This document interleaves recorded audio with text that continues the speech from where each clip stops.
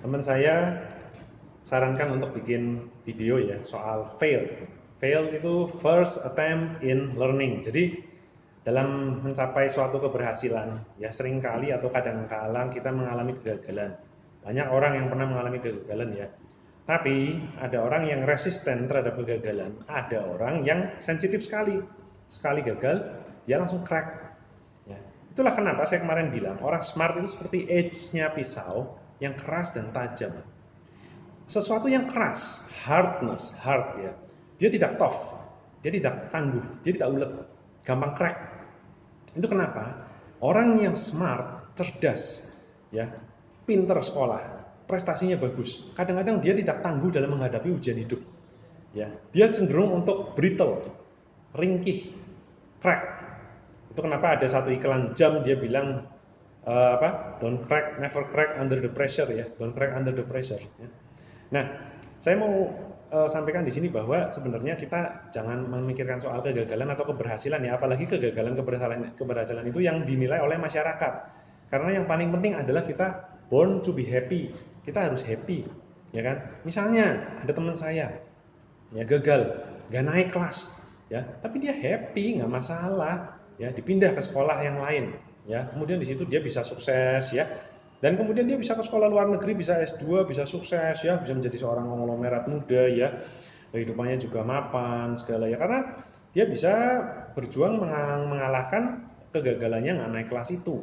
Mungkin karena bukan dia bodoh ya, tapi karena gurunya yang bodoh, apa yang diajarkan tidak dikeluarkan di ujian, apa yang anak itu belajar tidak keluar di ujian juga, ya kan? Kalau saya sebenarnya sih ya banyak ya kegagalan ya, ujian misalnya nggak lulus segala macam ya itu suatu hal yang biasa menurut saya ya. Selama kita punya uang untuk membayar SKS-nya dan tidak merepotkan orang tua ya karena dulu saya pemain saham duitnya banyak, bayar SKS ya dari uang sendiri kalau ngulang ya. Hasil KHS itu kartu hasil studi itu nggak pernah saya kasihkan ke orang tua jadi mereka nggak tahu IPK saya berapa ya. Kalau ditanyain orang lain IPK-nya berapa, ya IPK mentoknya berapa sih? 4. Oh iya, anak saya mungkin 2,5 sampai 3 lah kira-kira. Dia bilang jawab gitu. Dan IPK saya 2,9 ya, jadi ya udah nggak apa-apa, nggak masalah. Ya, jangan pernah berpatokan pada apa yang dinilai diberikan orang lain pada kita ya penilaiannya ya. Seperti misalnya ada seorang ibu ya, dia stres, dia bilang, wah saya nih dinilai gagal mendidik anak. Saya nanya kenapa? Iya dua anak saya karena beliaunya Kristen, dua anak saya nih Katolik semua dapat cowoknya. Lalu dia bilang udah nggak apa-apa. Namanya orang itu nggak pernah ada yang sukses terus ya, gitu ya. Kalau mau sukses terus ya gimana ya? Kita main game aja ada kalanya kita kalahkan kecuali kita pakai cheat ya itu bisa. Oke, yang penting ini born to be happy. Di sini ditulis ya beberapa macam cara untuk menjadi bahagia, tapi intinya semua ini berawal dari keluarga. Ya, itulah kenapa yang paling sulit adalah menjadi anak yang baik, ya, suami yang baik, orang tua yang baik itu sulit sekali, ya, sulit sekali. Karena kita harus mengorbankan salah satu. Saya bukan anak yang baik, ya, saya nggak pernah memberikan orang tua saya tiket untuk jalan-jalan ke luar negeri. Malah orang tua saya ngajak saya jalan-jalan ke luar negeri, saya bilang nggak mau karena saya nggak punya paspor, ya kan. Nah, bayangin ya kerjaan dokter umum mau jalan luar negeri mati aja ya kan, nggak punya paspor saya nggak punya paspor nasionalis ya.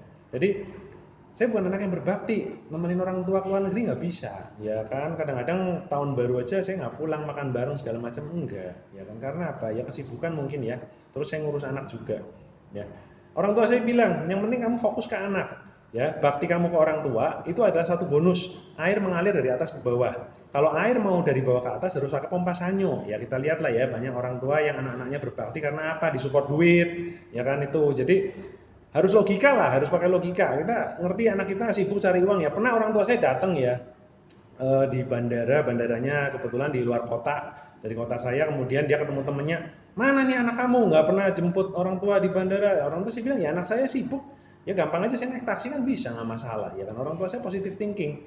Itulah kenapa saya ingat nasihat bapak saya satu, kalau kamu mau jadi anak yang berbakti, yang pertama jangan buang duit orang tua karena duit orang tua diraih dengan waktu, ya kan? Menyisihkan kehidupan orang tua dan tenaga. Yang kedua, jangan membuat tindakan yang membuat malu orang tua, leluhur, diri kamu sendiri dan keturunan. Ya, itu sudah cukup. Kalau kamu bisa menjadi anak yang seperti itu ya, nggak membuat malu orang tua, nggak membuat malu orang tua, bisa saving, bisa nggak buang-buang duitnya orang tua, itu suatu anak yang cukup berbakti menurut mereka, menurut orang tua saya ya, dan itu membesarkan hati saya. dan membuat saya hidup tidak dalam pressure, ya kan.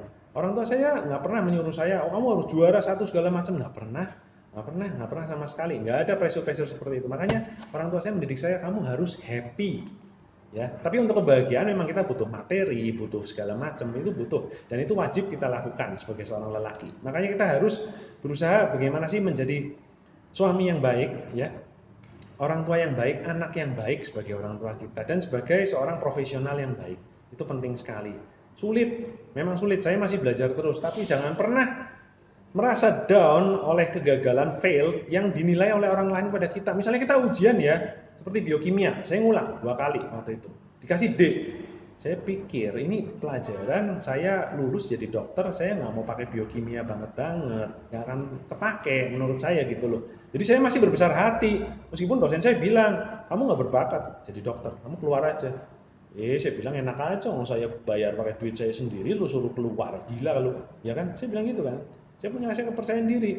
Dan ternyata setelah saya mengambil mata kuliah klinis seperti interna, ya penyakit dalam, obgyn, kandungan anak, neuro, ya dan lain-lain, itu saya mendapat nilai B, ya kan. Koas pun saya lulus semua, nggak ada yang head. Jadi apa yang orang lain cap labelkan pada kita, kamu failed, nggak mungkin. Saya pasti bisa. Apa yang saya gagal itu bukan hal yang not a big deal, nggak kepake itu. Kita harus punya kepercayaan diri di situ, ngerti ya? Jadi kalau orang lain bilang kamu gagal, ya gagal. Saat ini saya gagal, dan dalam bidang ini nggak akan kepake.